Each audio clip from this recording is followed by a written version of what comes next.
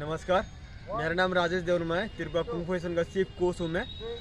आज हम लोग महागुरु श्री श्री बोधिधर्मन जी का नाम पे जो 2021 में जो पूरा साल में जो अच्छा ट्रेनिंग किया, उन लोगों को हम लोग बोधिधर्मन स्कॉलरशिप दिया 5000 करके, ताकि इन फ्यूचर में बच्चे लोगों का फ्यूचर अच्छा हो सके और भी वो लोग डेवलप कर सके, खेल में और भी आगे आए। उन सभी प्लेयर का मैं अभी नाम पढ़ने वाला हूँ जो स्कॉलरशिप मिला उन लोगों को। हर सेंटर का अलग अलग सेंटर में अलग अलग बच्चों का ये स्कॉलरशिप मिला। जैसे कि स्वामी विवेक मैदान, वहाँ पे कुंग फू हम लोग का ट्रेनिंग सेंटर है, वहाँ में एडविन देवर्मा को बेस्ट कुंग फू ट्रेनिंग 2021 का बोधिधर्मन स्कॉलरशिप मिला।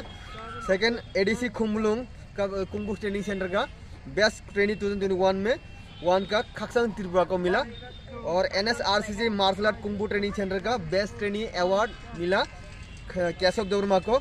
एंड विश्रामगंज एज स्कूल बोर्डिंग फील्ड का जो कुंग फू सेंटर है, वहाँ में हम लोग बेस्ट ट्रेनिंग अवार्ड दिया हम लोग सुमाई देवर्मा को।